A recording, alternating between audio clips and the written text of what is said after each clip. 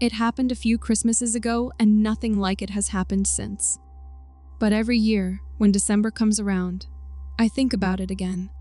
And every time, it feels worse. My name is Emily. At the time this happened, I was 26 years old and living alone in a small apartment. It was my first Christmas completely by myself. My family lived in another state, and that year I couldn't afford to travel. I told everyone I didn't mind staying behind. But honestly, I didn't realize how lonely it would feel until it actually happened. My apartment building was quiet. Most of my neighbors went home for the holidays, so by Christmas Eve, the place felt almost empty. The hallways were silent, and the parking lot was mostly cleared out. Even during the day, it felt like no one else was there. I tried to make the place feel festive. I put up a small tree in the corner of the living room, hung some lights along the window, and ordered myself a decent dinner. I kept the TV on just to have some background noise. Around 11 p.m. on Christmas Eve, I heard a knock at my door. It wasn't loud or urgent, just a simple, polite knock. I wasn't expecting anyone. At first, I assumed it was a neighbor. Maybe someone who had the wrong apartment, or someone dropping off mail. I walked up to the door and looked through the peephole. The hallway was empty. I stood there for a moment, listening. No footsteps. No elevator. No sound at all. I unlocked the door and opened it slowly. There was a small gift bag sitting on the floor right in front of my door. It was a plain red paper bag, simple handles. No name, no tag, nothing was written on it. I looked down the hallway again, then picked it up and brought it inside. I locked the door immediately. Inside the bag was a Christmas mug and a pair of socks. They were still new, with the tags on them. Nothing expensive, nothing alarming. But something about it felt personal. The mug wasn't generic. It had a design I actually liked, and the socks were exactly my size. I tried to convince myself it was just a neighbor who had left it at the wrong door. Maybe they'd realize their mistake later. Still, I didn't touch the items. I left them on the kitchen counter and went back to the couch. Around 1 a.m., there was another knock. This time, I didn't move. I muted the TV and sat perfectly still, listening. The knock didn't repeat. After about a minute, I walked back to the door and checked the peephole. Again, no one was there. When I opened the door, there was another gift bag. This one was slightly bigger. My heart was beating faster now. I grabbed the bag, brought it inside, and locked the door. Inside were some chocolates and a folded card. The card had no envelope, just my apartment number written neatly on the front. I opened it. Inside, written in careful handwriting, were the words, "You shouldn't be alone on Christmas." I read it several times, trying to understand what I was feeling. It wasn't threatening, exactly, but it wasn't comforting either. I texted my mom and told her someone had left gifts outside my door. She told me it was probably just a kind neighbor trying to be nice. I wanted to believe that, but I didn't sleep that night. I stayed up with all the lights on, checking the door every time I thought I heard something in the hallway. Nothing else happened. When I finally fell asleep, it was almost morning. I woke up late on Christmas Day, feeling exhausted. For a few minutes, I almost convinced myself I'd imagined the whole thing. Then I remembered the gifts. I walked to the door and opened it. There was another present outside. This one wasn't in a bag. It was wrapped. Plain brown paper. No ribbon. No tag.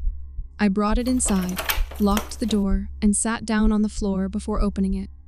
My hands were shaking slightly, and I remember feeling embarrassed about that. Inside the wrapping paper was a photograph. It took me a second to understand what I was looking at. It was my apartment door. The photo had been taken from the hallway, just a few feet away. The angle was low, like whoever took it had been crouching, and the photo was recent. In the picture, my Christmas lights were on. The little wreath I'd hung on the door was visible. Everything was exactly how it had looked the night before. I stared at that photo for a long time. Then I noticed something else. At the bottom edge of the picture, just barely in frame, was the tip of a shoe. Someone had been standing there. I didn't call the police. I didn't even know what I would say. No crime had been committed. Nothing was stolen. Nothing was damaged. Instead, I packed a bag and went to stay with a friend for the rest of the week. When I came back, the hallway cameras in my building showed nothing. The management told me the footage must have been overwritten. I moved out a few months later. I still don't know who left those gifts. I don't know how they knew I'd be alone. And I don't know how long they had been watching my door before I noticed. But every Christmas since then, I make sure I'm not alone. And if someone knocks on my door late at night in December, I don't answer anymore. Even though it happened when I was a child, it remains one of the clearest memories I have from my childhood. Not because it was exciting or dramatic, but because of how real it felt. I've replayed it in my head for years, trying to figure out what actually happened, and I still don't have an answer. My name is Hannah. When this happened, I was 9 years old. My parents loved Christmas. I mean, really loved it. Every year, they decorated the house like it was part of a neighborhood competition. Lights on the roof, lights on the bushes, lights lining the driveway. Inside, there were decorations in every room. The centerpiece of everything was the front yard. We had a large fake Santa Claus decoration that my dad had bought years earlier. It stood a little over 6 feet tall and was made of molded plastic. It had a red suit, white beard, and one arm raised like it was waving. During the day, it looked a little silly. At night, with the lights shining on it, it was more imposing. That Santa stayed in the same spot every year, right near the front window. By Christmas Eve, our house practically glowed in the dark. That night, I went to bed early because my parents told me Santa wouldn't come if I stayed up. I remember being excited, but also restless, the way kids are on Christmas Eve. I fell asleep eventually, but it didn't last. I woke up sometime in the middle of the night needing water. The house was dark, except for the glow of the Christmas lights coming in through the windows. Everything felt quiet and still. Even at that age, I remember noticing how silent it was. No TV, no voices, no cars outside. I opened my bedroom door and walked toward the kitchen. To get there, I had to pass through the living room. That's where I stopped. Someone was standing outside the front window. At first, my brain didn't panic. I just assumed it was the Santa decoration. I'd seen it 1,000 times before. Even at night, its shape was familiar. But something felt off. The figure looked closer to the glass than it should have been, and it seemed taller. I took another step forward, squinting through the reflection of the lights. That's when it moved. Not suddenly, not dramatically. It shifted its weight. That was enough to make my stomach drop.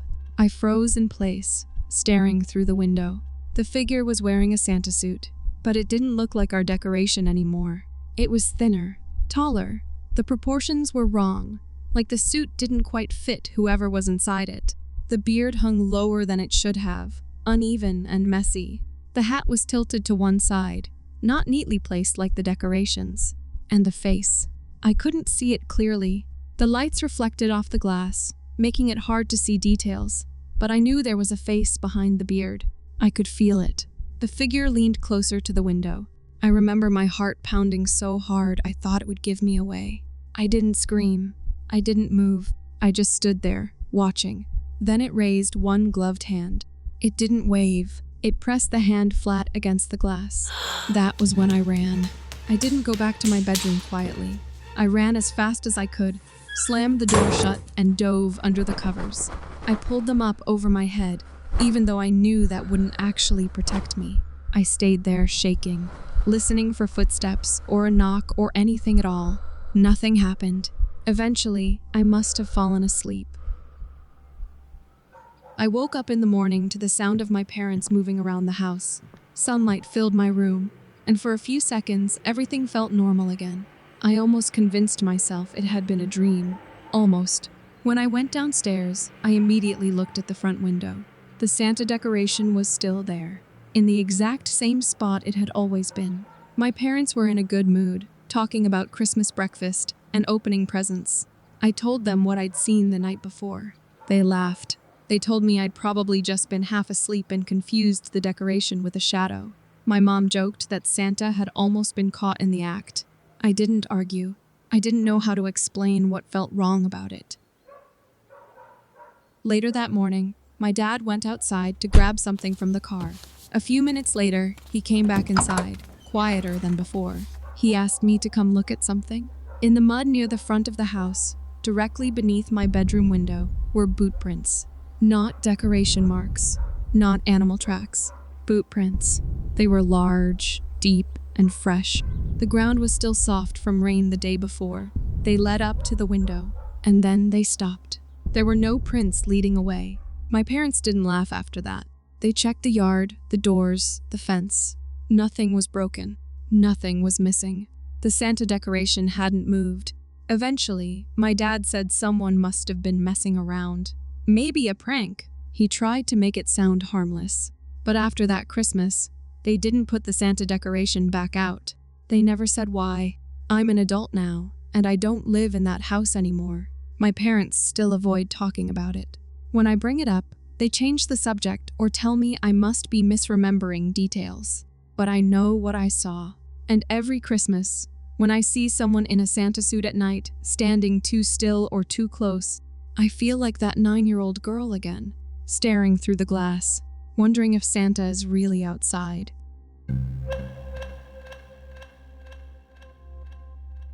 I've always liked Christmas music, but after what happened to me, I can't listen to carols the same way anymore. Even now, years later, hearing them late at night makes my stomach tighten in a way I can't really explain. My name is Laura. When this happened, I was 23 years old and living alone in a small house on the edge of a quiet town. It wasn't a rural area exactly, but it was far enough from the city that things got very quiet at night, especially in winter. This happened a few days before Christmas. Most of my neighbors were older couples or families, and many of them traveled during the holidays. By the time Christmas week arrived, half the houses on my street were dark and empty. Snow had already fallen once, and another storm was expected that night. I remember that clearly, because the weather report kept warning people to stay indoors after dark. That evening, I stayed home alone. I made dinner, wrapped a few last-minute gifts, and watched TV. Everything felt normal, if a little lonely. By around 8:30 p.m., snow had started falling again. Thick, quiet flakes that absorbed sound and made the world feel even more isolated. At around 9 p.m., I heard singing. At first, it was faint, almost like it was coming from far down the street. I assumed it was a car passing by with music playing, or maybe sound carrying strangely in the snow. But then it got louder, clearer. It was Christmas carols. I muted the TV and listened. The voices sounded close, not recorded, not coming from a speaker. Real people singing together. I walked toward the front window and looked out through the curtains. 5 people were standing on the sidewalk in front of my house. They were arranged in a loose line, facing the house.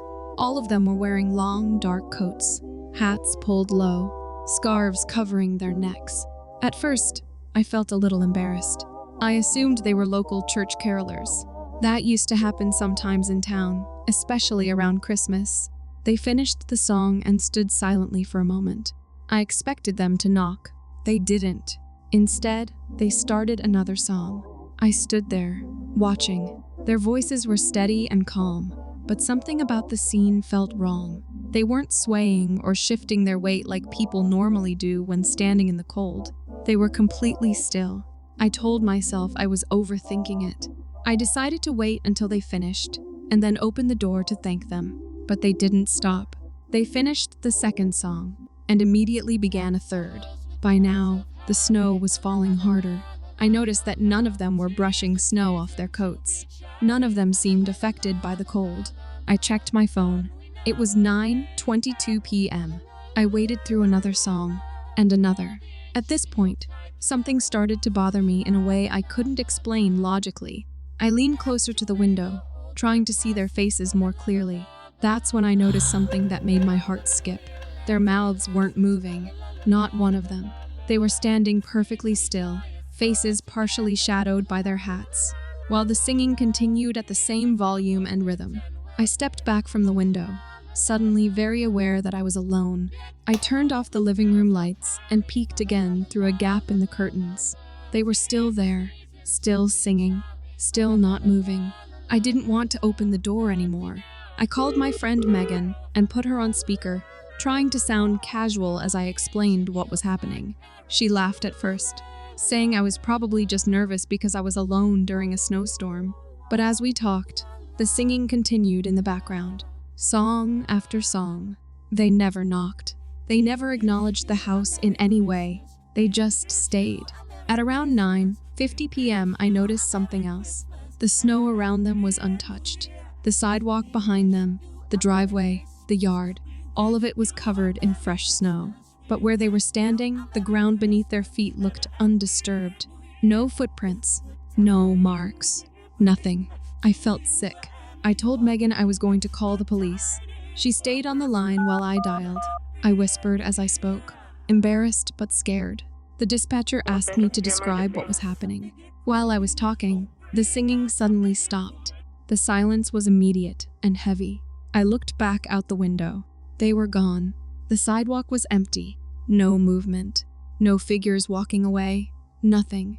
The snow continued falling, undisturbed. I stayed on the phone for a long time after that. Eventually, a patrol car drove past the house slowly, but by then, there was nothing to see. The next morning, when the snow stopped, I went outside. 5 sets of footprints led from the sidewalk to directly in front of my door. They stopped there. There were no footprints leading away. I moved out of that house the following spring. To this day, when I hear Christmas carols outside after dark, especially during snowfall, I don't look out the window anymore. I just wait for the singing to stop.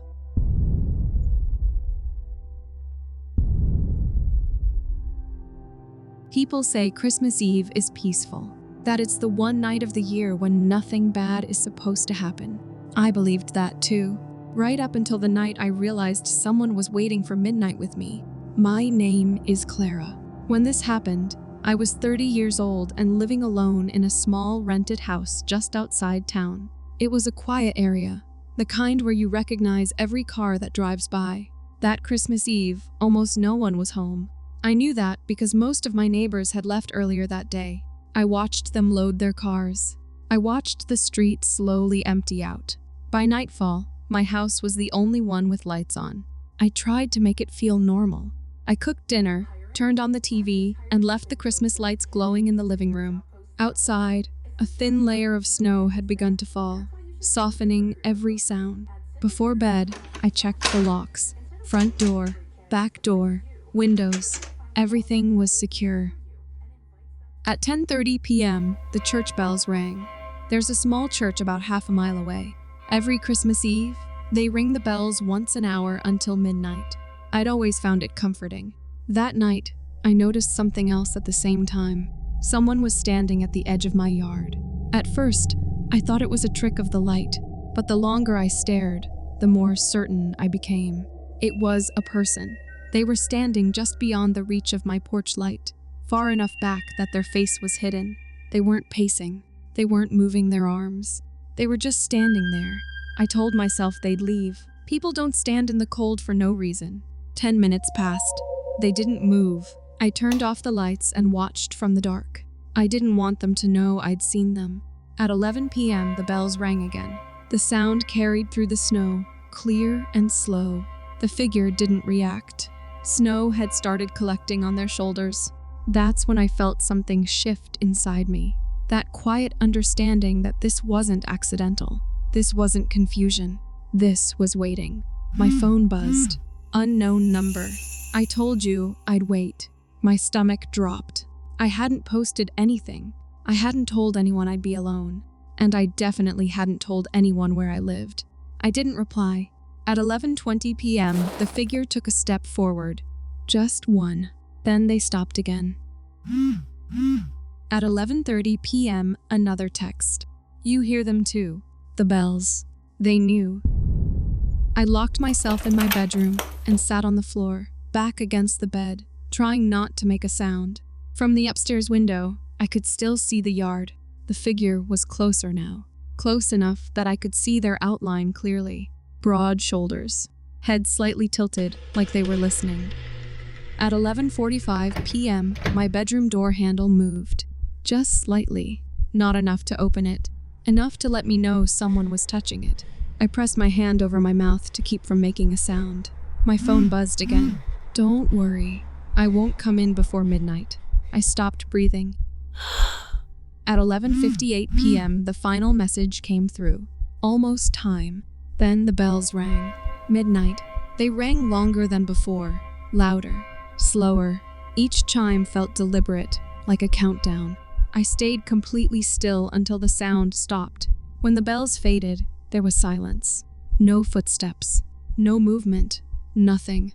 After a long time, I forced myself to look outside. The yard was empty. Fresh snow covered everything, smooth and untouched. Except for one thing, footprints.